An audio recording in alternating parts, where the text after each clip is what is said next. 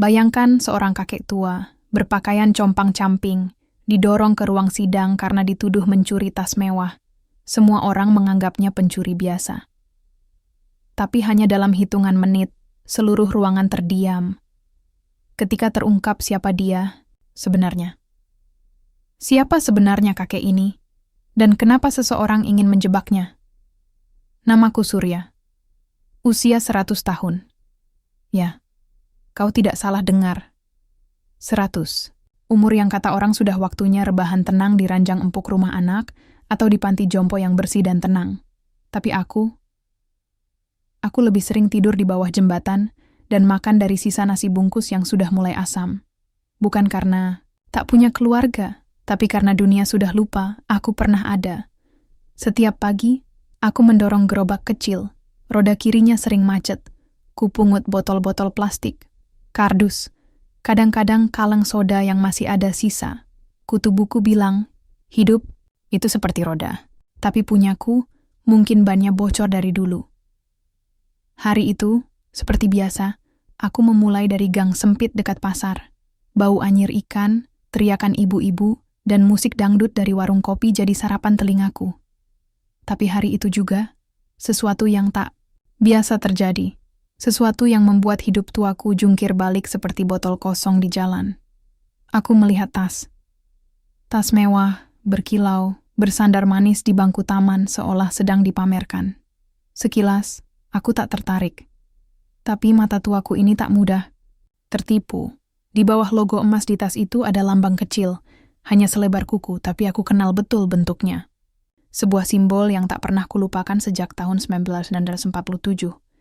Simbol itu dulu tertempel di peti kayu besar yang kami amankan saat operasi rahasia di Kalimantan. Simbol itu hanya digunakan oleh unit khusus militer yang terlibat dalam misi intelijen. Jantungku berdebar, bukan karena tasnya mahal, tapi karena aku merasa seperti ditarik kembali ke masa lalu. Kenangan itu datang menyerbu seperti pasukan musuh, bau mesiu, darah, dan jeritan teman-temanku yang gugur. Aku mendekat, tanganku gemetar. Aku tahu aku tak seharusnya menyentuh tas itu, tapi rasa penasaran dan entah apa lagi mendorongku. Saat itulah segalanya berubah. Tiba-tiba ada suara teriakan. "Hei, kamu mau ngapain?" Seorang wanita muda bergaun mahal, sepertinya selebritas media sosial atau semacamnya, berlari ke arahku dengan wajah marah. Dalam hitungan menit, 2 satpam muncul dari balik pohon. Lalu polisi datang seperti dipanggil dari udara. Aku bahkan belum sempat membuka resleting tas sialan itu. Tanganku diborgol. Mereka menyebutku pencuri. Aku bilang, aku cuma melihat sesuatu di tas itu. Tapi siapa yang mau percaya pada seorang pemulung tua bau solar? Orang-orang di sekitarku menatap dengan jijik. Kamera ponsel menyala. Pemulung tua curi tas mahal. Mungkin sudah jadi berita sore itu. Aku tak sempat menjelaskan. Aku tak sempat mengelak. Dunia seolah telah menuliskan naskah untukku. Aku, sang penjahat dalam drama murahan ini. Sebelum mobil polisi menutup pintunya, aku sempat menoleh ke belakang. Tas itu masih dipegang si wanita. Tapi dia tampak panik, bukan marah. Dan aku yakin, dia tahu aku mengenali simbol itu. Dan begitulah, di usia 100 tahun, aku bukan hanya seorang pemulung. Kini, aku jadi tersangka pencurian. Tapi, yang tidak mereka tahu, ini bukan sekadar tas mewah. Ini tentang sesuatu yang seharusnya terkubur. Puluhan tahun lalu. Dan aku akan mengungkap semuanya, biar seluruh dunia tahu bahwa kebenaran masih punya nyawa, bahkan dalam tubuh renta sepertiku. Sel di kantor polisi ini dingin. Bukan dingin karena AC atau tembok semen yang belum dicat, tapi dingin yang datang dari tatapan orang-orang di luar jeruji. Seolah aku ini sampah yang pantas dibuang. Ironis, padahal aku pemulung. Aku biasa dengan sampah. Tapi tatapan jijik, itu masih menyakitkan. Aku duduk menyender ke tembok, tangan masih sedikit gemetar. Entah karena usia, atau karena aku tahu ini bukan kasus biasa. Bukan soal tas. Bukan soal pencurian. Tas itu Aku tak bisa berhenti memikirkannya. Simbol kecil itu. Seperti kepala elang mencengkeram tombak. Lambang satuan rahasia yang pernah kupimpin. Ya, aku. Surya, pemulung tua ini, dulunya komandan lapangan dalam operasi paling gelap yang tak pernah tercatat di buku sejarah. Aku memejamkan mata, bau hutan basah, dentuman peluru. Jeritan tentara muda bernama Budi yang tak pernah kembali. Target di balik perjanjian ini harus diamankan. Tak boleh ada yang tahu, kata atasanku waktu itu. Kami membawa peti kayu besar bertuliskan kode dan simbol itu. Isinya? Dokumen, peta, nama-nama, bukti pengkhianatan. Dan sekarang, simbol itu muncul lagi, di sebuah tas mewah, di Taman Kota Jakarta. Kenapa? Siapa yang membawanya? Kebetulan? Tidak mungkin. Pintu sel terbuka dengan suara berderit malas. Seorang polisi muda masuk, membawa selembar berkas dan secangkir kopi yang tidak ia sodorkan padaku. Pak Surya, hari ini akan ada pemeriksaan awal. Jaksa mau bertemu. Jangan macam-macam, katanya dengan datar. Mungkin dia pikir aku tuli, atau pikun. Aku hanya mengangguk pelan. Di ruang interogasi aku duduk di kursi besi. Di hadapanku seorang wanita muda berpenampilan rapi, jaksa muda, mungkin baru 1-2 tahun bertugas. Tapi ada sesuatu di wajahnya. Ia tidak marah, tidak sinis, hanya penasaran. Pak Surya, katanya pelan, membuka map. Anda tertangkap di lokasi dengan tas mewah milik Nyinolan Melani Kusuma. Beliau bersaksi bahwa Anda berusaha membawanya kabur. Aku tersenyum tipis. Apa dia cerita juga kenapa tas itu ditaruh di bangku taman sendirian? Jaksa itu menatapku, agak terkejut. Dia bilang sedang ambil telepon di jarak dekat. Dan tak satu pun kamera CCTV yang menunjukkan aku memegang tas itu lebih dari 2 detik. Tapi kalian tetap tahan aku. Diam. Aku menyandarkan punggung. Kau tahu simbol di tas itu, Nona? Dia mengerutkan dahi. Simbol? Simbol kecil, di bawah logonya. Tidak terlihat kecuali kau tahu mencarinya. Dia mencatat sesuatu. Aku bisa lihat jari-jarinya gemetar sedikit. Pak Surya, ini bisa jadi serius kalau Anda terus mengarang cerita. Kalau begitu buktikan aku mengarang. Periksa tasnya, buka bagian dalamnya. Ada kantong rahasia di lapisan dalam. Lihat apa yang tersembunyi di sana. Dia terlihat ragu, tapi aku tahu dia mencatatnya. Malamnya, aku kembali ke sel. Tapi tidak bisa tidur. Bukan karena tikus yang mondar-mandir atau nyamuk yang menganggapku bufet malam, tapi karena kepalaku penuh pertanyaan. Si Melani Kusuma, nama itu tak asing. Kusuma. Astaga, anaknya Dot Putra dari Jenderal Kusuma, komandan yang mengatur operasi rahasia yang aku jalankan dulu, yang akhirnya menghilang entah kemana setelah operasi itu. Katanya pindah ke luar negeri. Tapi, aku tahu, dia membawa bagian dari kebenaran yang tak pernah boleh muncul ke permukaan. Apakah tas itu milik anaknya? Apakah dia tahu warisan apa yang ia bawa-bawa di bahunya selama ini? Dan yang lebih penting, apakah ini hanya kebetulan atau mereka sengaja menjebakku? Aku kembali menatap langit-langit sel, hanya cat mengelupas dan bayangan waktu. Tapi di balik itu, aku bisa mendengar suara-suara masa lalu, dan satu suara terdengar paling keras. Kau pikir rahasia ini akan mati bersamamu, Surya? Dunia akan membusuk jika tahu yang sebenarnya. Ya, mungkin. Tapi aku sudah terlalu tua untuk takut. Dan kalau ini jalanku untuk membersihkan semuanya, maka biarlah. Biar aku di penjara. Tapi jangan biarkan kebenaran terkubur lagi.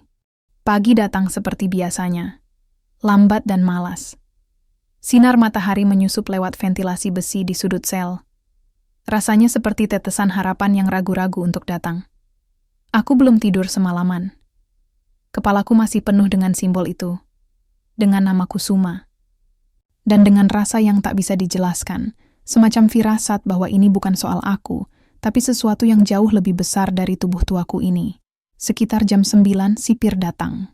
Kali ini bukan dengan kopi dingin atau perintah interogasi, tapi dengan seseorang yang tampaknya tidak biasa. "Pak Surya, ini pengacara Anda," katanya, lalu pergi begitu saja. Pria di hadapanku ini muda. Dandanannya sederhana, pakaiannya sedikit kusut, dan kacamata bundarnya agak miring. Ia mengulurkan tangan. "Saya Andra, Pak. Andra Mahendra. Saya ditugaskan dari Lembaga Bantuan Hukum." Aku menatap tangannya, lalu menjabat pelan. Tanganku sudah keriput dan kasar, sementara tangannya halus. Tangan orang yang hidup dengan buku dan kata-kata, bukan batu dan debu. "Bantuan hukum gratis, ya?" tanyaku. Ia tersenyum kecil. "Kita sebut saja keadilan yang masih tersisa." Aku menyukai cara bicaranya. Tidak sok pintar, tapi juga tidak meremehkan. Ia duduk di kursi kecil di seberangku, membuka map tebal yang penuh dengan kliping berita, foto, dan catatan tangan. "Saya sudah pelajari kasus Bapak. Ada banyak yang janggal," katanya sambil membalik halaman. "Tidak ada rekaman CCTV yang benar-benar memperlihatkan Bapak mencuri. Saksi utama hanya satu, si pemilik tas. Dan anehnya, tas itu tidak dimasukkan sebagai barang bukti penuh, hanya difoto, tidak diperiksa isinya." Aku mengangguk pelan. "Kau percaya aku tidak mencuri?" Ia tersenyum, lalu menatapku tajam. "Saya percaya. Bapak tidak bodoh." Aku tertawa pelan. Sudah lama aku tidak ditertawakan dengan hormat. "Pak Surya, boleh saya tanya sesuatu?" Lanjutnya. "Tanya saja. Kenapa Bapak begitu yakin tentang tas itu? Tentang simbol kecil di bawah logonya?" Aku diam sejenak. Lalu ku tarik napas dalam-dalam. Karena aku pernah memegang dokumen yang membawa simbol itu. Waktu aku masih muda, kami mendapat tugas mengamankan peti rahasia dari daerah konflik. Isinya, dokumen negara, bukti penggelapan, dan pengkhianatan yang bisa menjatuhkan banyak pejabat besar. Matanya membesar. "Apa Bapak bilang ini terkait korupsi?" "Bukan. Sekadar korupsi. Ini kejahatan yang disembunyikan selama puluhan tahun. Aku pikir semuanya sudah hilang, tapi simbol itu muncul lagi di tas seorang wanita yang ternyata anak dari salah satu orang yang terlibat dulu." Andra mengusap wajahnya pelan. Ia tampak gelisah, tapi bukan karena takut. Lebih seperti seseorang yang baru saja menyadari bahwa ia berada di tengah lubang kelinci yang sangat dalam. "Pak, kalau ini benar, kasus ini bisa jauh lebih besar dari yang kita kira." "Ya, dan itulah kenapa mereka ingin membungkamku." Ia mengangguk pelan. Lalu matanya menatap langsung ke mataku. "Saya akan bantu Bapak. Tapi kita harus buktikan bahwa tas itu memang menyimpan sesuatu. Saya akan ajukan permintaan penggeledahan ulang. Kalau benar ada kantong rahasia dan dokumen di dalamnya, ini bukan cuma pembelaan. Ini bisa jadi pembalikan kasus." Aku tersenyum samar. "Dan mungkin sedikit keadilan untuk masa lalu." Hari-hari berikutnya terasa lambat. Aku tak bisa melakukan apapun selain menunggu.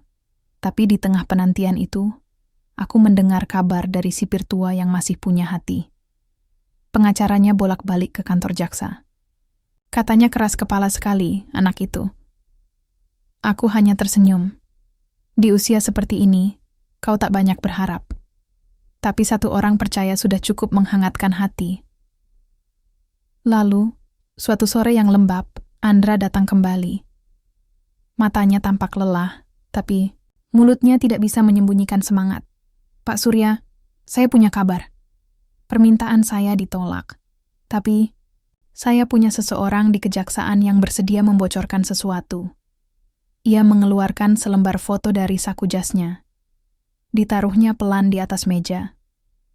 Foto itu menunjukkan isi dalam tas mewah itu, dibuka hingga ke lapisan terdalam. Dan di sana, tersembunyi di balik jahitan halus, ada kantong kecil. Di dalamnya, dokumen tua, stempel negara, dan peta lokasi dengan tanda-tanda rahasia. Aku langsung mengenalinya. Itu salinan dari dokumen yang pernah aku kawal puluhan tahun lalu. Dokumen yang Seharusnya tak pernah muncul lagi. Andra menatapku. Kita sedang menggali kuburan sejarah, Pak.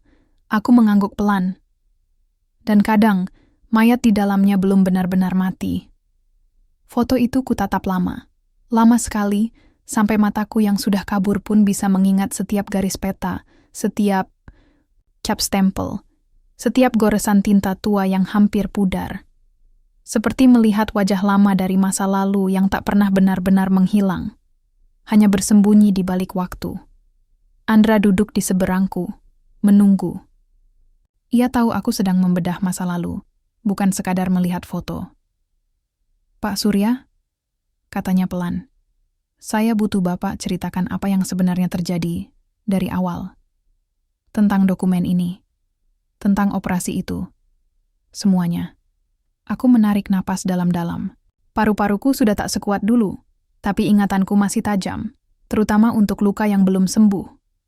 Operasi itu terjadi tahun 1947.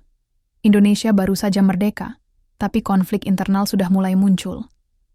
Ada satu kelompok, unit bayangan, yang dibentuk untuk menjaga rahasia negara. Bukan rahasia biasa, Andra. Ini soal perjanjian-perjanjian gelap, penggelapan dana asing, dan kerjasama terselubung dengan kekuatan luar. Andra mencondongkan tubuhnya, mendengarkan dengan serius. Aku bagian dari pasukan pengamanan.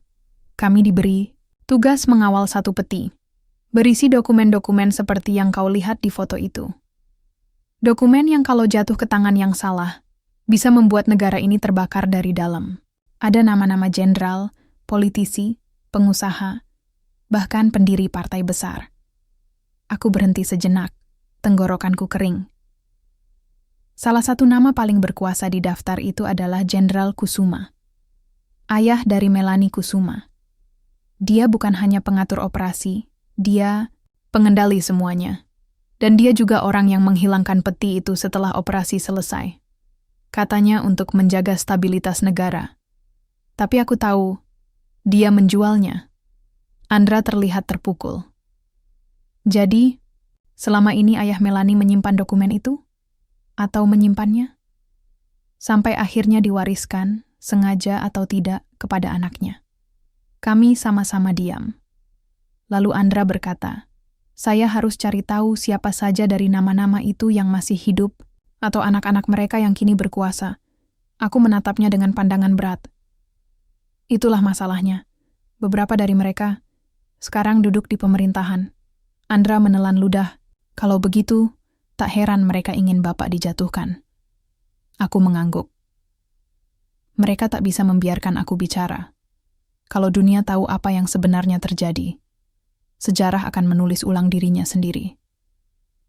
Hari-hari berikutnya, Andra bekerja seperti orang gila.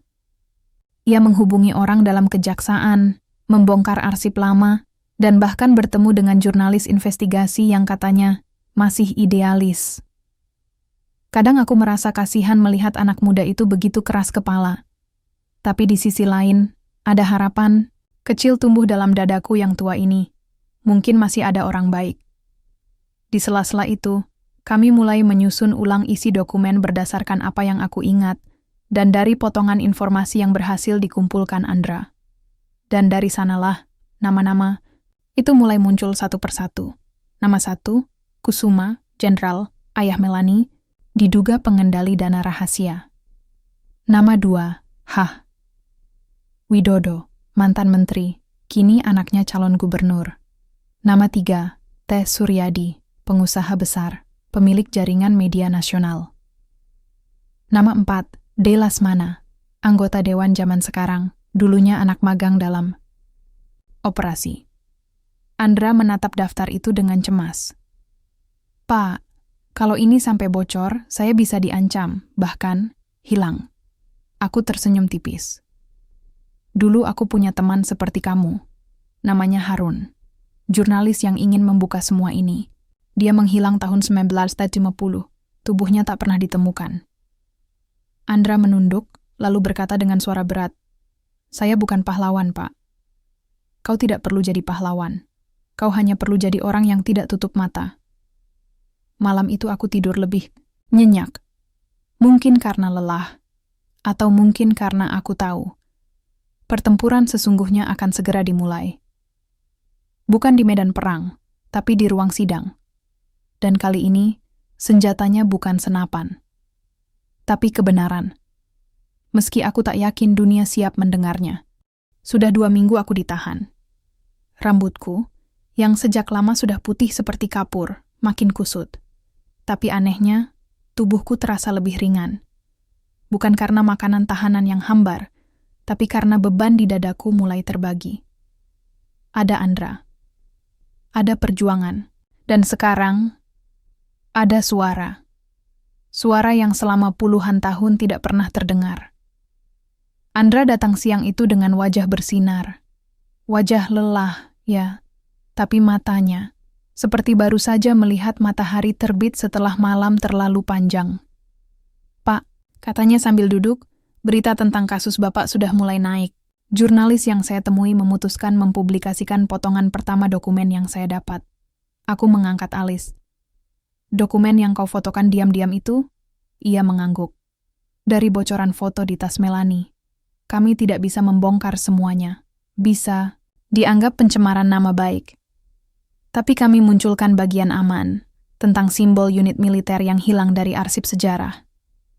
Artikel itu mempertanyakan, kenapa simbol tua itu bisa muncul di barang pribadi orang kaya saat ini. Aku tersenyum kecil. Langkah pertama dari badai, dan benar saja, malamnya lewat siaran berita yang bisa kutonton dari televisi kecil di ruang sipir, berita itu muncul. Misteri simbol rahasia di tas sosialita. Jejak masa lalu atau rekayasa. Ada wawancara singkat dengan akademisi sejarah. Ada narasi netral dari media. Tapi yang terpenting, suara itu muncul. Suara yang mulai mengusik diam panjang selama puluhan tahun. Dan seperti yang bisa diduga, suara itu tidak disukai semua orang. Keesokan harinya, Andra datang dengan wajah tegang. "Pak, saya ditelepon seseorang tadi malam." Mengaku dari kantor pemerintahan. Ia menyarankan agar saya mundur dari kasus ini, atau karier saya akan sulit berkembang. Aku tertawa kecil. Itu bahasa halus zaman sekarang untuk berhenti sebelum hilang. "Ya, saya tahu," katanya pelan. "Tapi, saya nggak akan mundur. Sudah sejauh ini, saya tak bisa pura-pura buta lagi." Aku menepuk pundaknya. Berani itu bukan tak takut, tapi memilih terus jalan meski takut. Andra tersenyum kecil, lalu membuka map. "Dan ini langkah selanjutnya, Pak. Kita ajukan sidang pembelaan terbuka. Kita pakai kebocoran berita itu untuk menekan jaksa agar mau membuka tas sebagai bukti resmi di pengadilan. Jika berhasil, kita bisa minta isi tas dibongkar. Di depan hakim." Jantungku berdebar. Ini dia. Saatnya memaksa kebenaran keluar dari tempat persembunyiannya. Tapi tentu, mereka tidak diam. 2 hari setelah berita itu keluar, ruang tahananku dilempar batu di malam hari. Ada coretan di dinding. "Tutup mulutmu, kakek." Ditulis dengan cat merah. Andra juga mendapat surat tanpa nama di meja kantornya. Isinya hanya 1 kalimat. "Berhenti sebelum kamu jadi kenangan. Kami tahu apa artinya. Tapi kami juga tahu, jika mereka sampai mengancam, itu artinya mereka mulai panik." Lalu sebuah kejutan datang. Jaksa, wanita muda yang pertama kali menanyai aku, meminta bicara secara pribadi.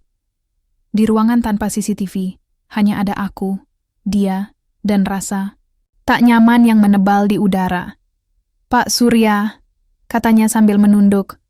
Saya minta maaf." Aku mengernyit. "Maaf? Saya baru tahu. Ayah saya pernah jadi ajudan Jenderal Kusuma. Ia juga salah satu yang terlibat dalam operasi rahasia itu. Ia tidak pernah cerita. Tapi saya temukan dokumen lamanya, dan saya mengerti kenapa Bapak bersikeras." Aku menatapnya lama. "Lalu apa yang akan kamu lakukan?" Ia menggigit bibirnya, lalu menjawab, "Saya akan biarkan bukti itu masuk pengadilan." "Dengan risiko kariermu?" tanyaku. Ia mengangguk. Saya lebih takut melihat cermin suatu hari dan tahu bahwa saya ikut menyembunyikan kebenaran. Malam itu, aku kembali ke Sel dengan dada sedikit lebih lapang. Bukan karena segalanya sudah selesai, tapi karena mulai ada celah, retak kecil di tembok besar yang dibangun oleh ketakutan dan kekuasaan. Aku, Surya, si tua renta yang dianggap pencuri, kini bukan sekadar terdakwa. Aku jadi saksi dari sejarah yang ingin dibungkam. Dan besok, kami akan masuk ke ruang sidang bersama kebenaran yang sudah terlalu lama terkubur. Hari itu datang juga, sidang pertama. Kupikir aku akan gemetar atau takut. Tapi yang kurasakan justru semacam ketenangan yang aneh. Mungkin karena aku sudah terlalu tua untuk takut, atau karena aku tahu tak ada lagi yang bisa kupertahankan selain kebenaran. Andra datang lebih awal pagi itu. Jasnya rapi, rambutnya disisir dengan hati-hati, tapi matanya masih menyimpan lingkar gelap karena malam yang terlalu pendek.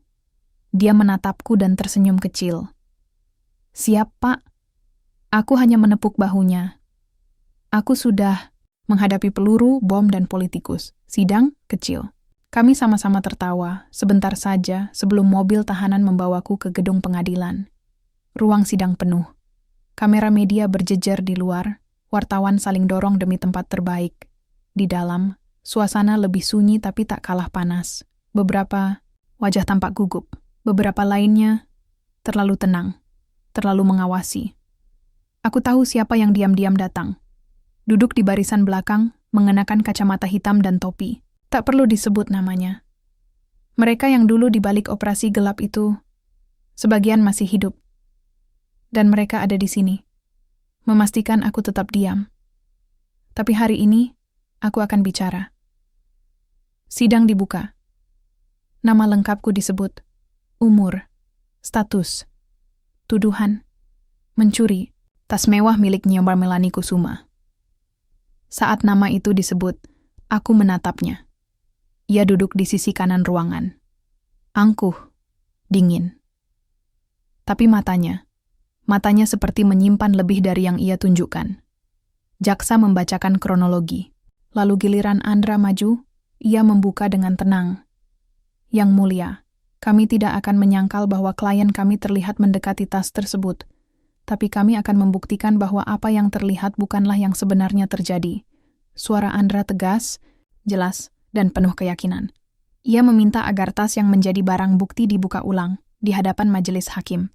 Ia menjelaskan kemungkinan adanya kompartemen rahasia dan alasan kuat berdasarkan jejak simbol militer lama yang tak seharusnya muncul di barang pribadi siapapun saat ini. Hakim sempat terdiam, lalu dengan suara berat berkata, "Permintaan dikabulkan. Kita akan periksa tas tersebut di sesi siang." Saat istirahat makan siang, suasana berubah.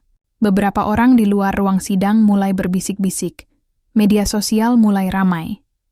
Kakek pemulung yang dituduh mencuri ternyata veteran, menjadi trending topik. Andra menunjukkan padaku dari ponselnya.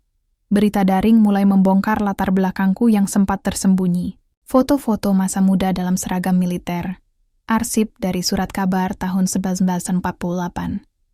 Dan kutipan wawancara lama. Mereka menulisku kembali. Bukan sebagai pencuri, tapi sebagai seseorang yang dulu pernah punya arti. Aku hampir menitikkan air mata. Tapi, kutahan. Ini belum waktunya menangis. Sesi siang dimulai. Tas mewah itu diletakkan di atas meja hakim. Seorang petugas forensik hadir untuk membukanya, pelan-pelan, di depan semua orang. Semua menahan napas. Lapisan pertama, kosmetik, dompet, kacamata hitam. Lapisan kedua, sebuah saku dalam yang dijahit sangat rapi. Petugas menariknya dengan hati-hati, lalu mengeluarkan sesuatu. Bungkus plastik, dokumen tua, tertulis tahun 1947. Cap merah, peta, nama-nama ruang sidang meledak. Wartawan berbisik cepat, jurnalis mencatat dengan kecepatan cahaya, dan Nyoba Melani berdiri dengan wajah pucat pasi. Hakim mengetuk palu. "Henning, saksi akan diperiksa lebih lanjut." Dan kemudian, di tengah kekacauan itu, aku berdiri. "Yang mulia, saya tahu isi dokumen itu. Saya pernah mengawalnya. Dan nama-nama yang tertulis di sana, sebagian adalah mereka yang kini masih berkuasa. Semua diam. Mata tertuju padaku. Dan aku berkata, pelan tapi jelas. Salah satunya adalah ayah Melanie Kusuma. Dan yang lainnya, sekarang duduk di kursi parlemen. Mereka ingin saya diam. Tapi saya memilih bicara. Meski itu berarti hidup saya dipersingkat. Setelah pernyataan itu, sidang ditunda. Tapi dunia sudah tahu. Dan malam itu, semuanya berubah. Ponsel Andra tak berhenti berdering. Ada dukungan, ada ancaman, ada peringatan. Aku kembali ke sel. Kali ini dikawal lebih ketat. Tapi untuk pertama kalinya, aku tidur dengan tenang. Karena kebenaran, akhirnya keluar dari persembunyiannya. Setelah sidang itu, hidupku berubah drastis.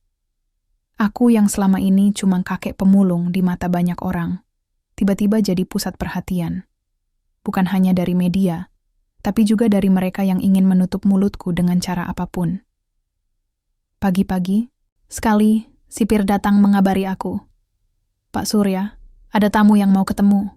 Biasanya, tamu di sini bukan orang yang membawa kabar baik. Tapi aku buka pintu sel dan melihat wajah Andra dengan ekspresi serius. Kita perlu bicara, Pak. Di luar. Aku mengikutinya ke halaman belakang tahanan. Udara pagi sejuk, tapi aku bisa merasakan hawa panas dari kata-katanya. Kemarin, setelah sidang, ponsel saya terus bergetar.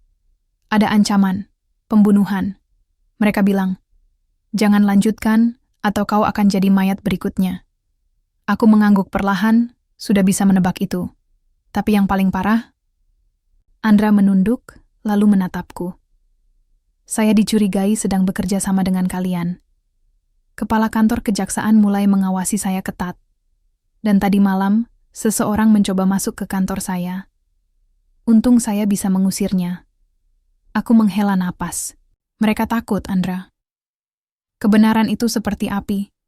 Mereka berusaha memadamkannya sebelum menyebar. Pak Surya, kita harus ekstra hati-hati sekarang.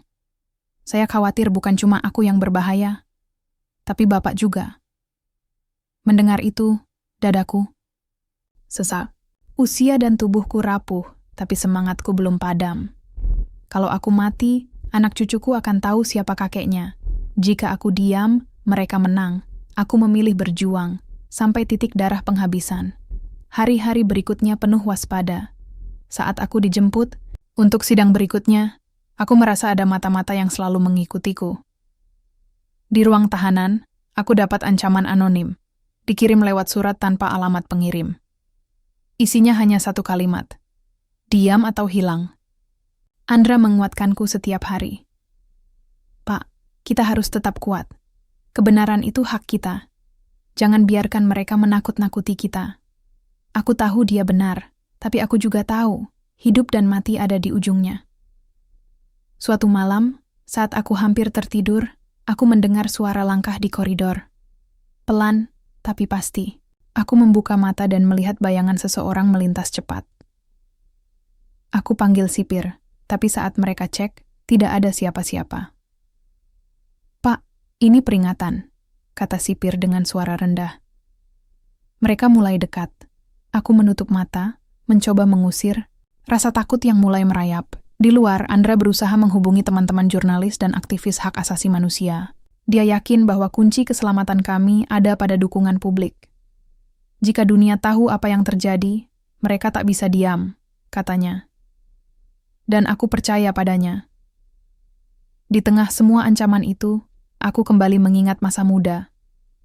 Perang yang aku lalui, janji yang pernah kuucapkan untuk menjaga negeri ini dari bahaya, bahkan dari dalam. Aku berdiri dalam kegelapan selku, membayangkan medan perang dulu. Tapi kali ini, musuhku bukan tentara asing, melainkan bayang-bayang korupsi dan ketakutan. Aku tahu jalan ini berbahaya, tapi aku juga tahu, aku bukan orang yang akan berbalik. Karena kalau aku menyerah, siapa lagi yang akan berbicara untuk mereka yang tak bersuara? Hari sidang berikutnya tiba dengan langit mendung dan suasana tegang yang terasa sampai ke tulang. Aku melangkah ke ruang sidang dengan hati yang sudah terbakar oleh segala ancaman dan tekanan, tapi juga dipenuhi tekad. Andra di sampingku, wajahnya lebih tegar dari sebelumnya. Aku tahu, dia siap berjuang sekuat tenaga. Sidang dimulai. Kali ini, suasana lebih panas. Jaksa yang sebelumnya meminta maaf kini berubah dingin, seolah-olah sedang memainkan peran dalam drama yang jauh lebih besar. Dia mulai menyerang. Tuan Surya, kami menemukan bukti bahwa Anda memiliki rekam jejak kriminal. Bukan hanya sekali, tapi beberapa kali. Bukti bahwa Anda pernah mencuri barang-barang lain. Aku menahan amarah. Itu tuduhan lama yang sudah diselesaikan, tapi bukan alasan untuk menutup kebenaran yang sedang kita bicarakan sekarang. Jaksa membentak. Anda hanya ingin mengalihkan perhatian. Aku menjawab pelan tapi tegas. Saya hanya ingin keadilan, bukan kebohongan. Saksi demi saksi dipanggil. Beberapa dari mereka adalah orang-orang yang pernah aku kenal, rekan-rekan lama di militer yang sudah lanjut usia. Mereka datang membela aku, menguatkan cerita masa laluku. Tapi tekanan terus datang. Seorang pria misterius tiba-tiba mengajukan permohonan perlindungan saksi, mengaku memiliki bukti baru yang bisa menjatuhkan aku. Aku tahu itu tipu muslihat untuk membungkamku. Lalu, saat sidang memasuki fase krusial, Andra mengajukan bukti tak terduga.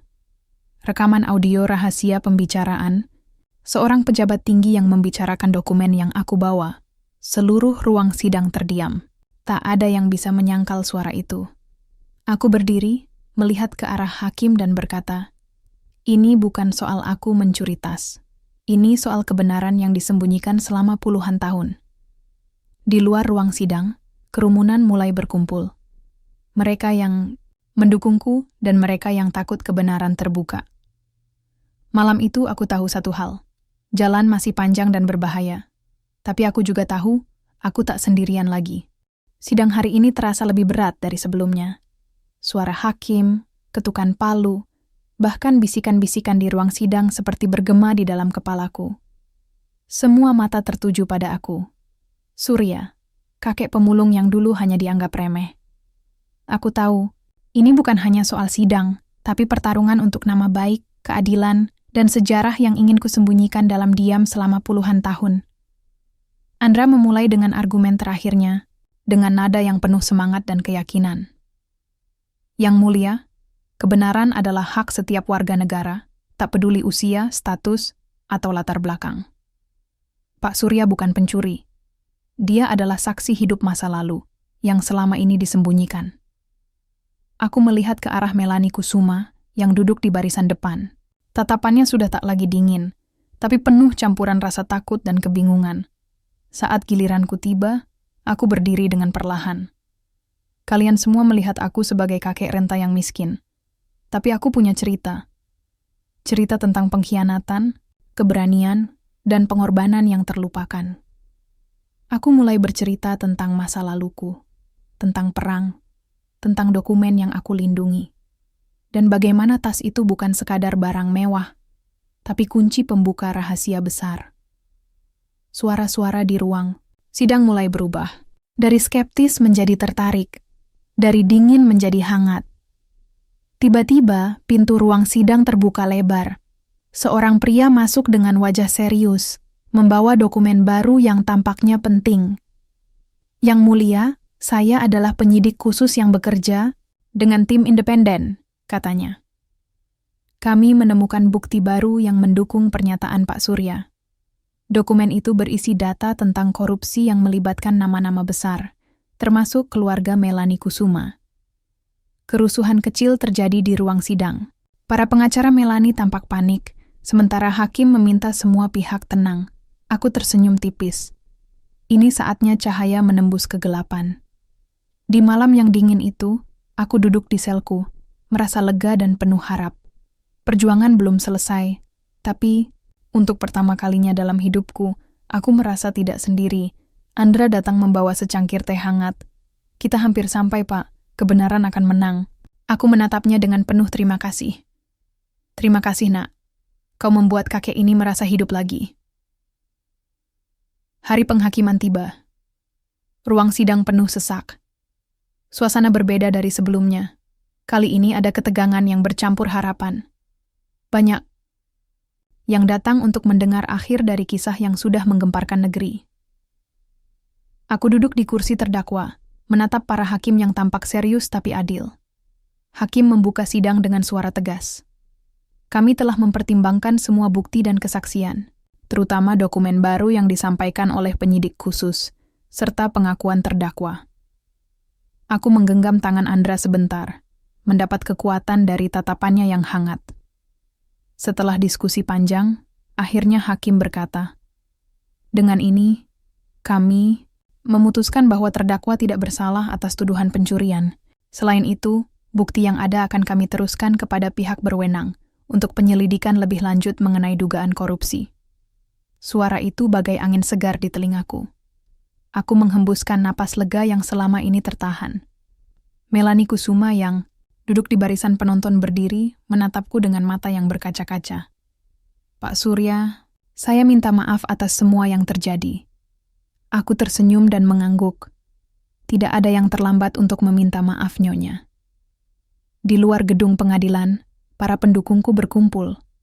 Sorak-sorai menggema, membawa harapan baru bagi banyak orang. Yang selama ini merasa tertindas, Andra berdiri di sampingku, berkata, "Ini bukan akhir, Pak. Ini awal dari perubahan. Aku menatap langit biru di atas kami. Usia boleh tua, tapi semangat masih membara. Perjuangan untuk kebenaran memang tak pernah mudah," kataku pelan. "Tapi selama kita berani berdiri, keadilan akan selalu menemukan jalannya." Dan dengan itu, aku melangkah keluar dari bayang-bayang masa lalu, menuju hari yang lebih terang.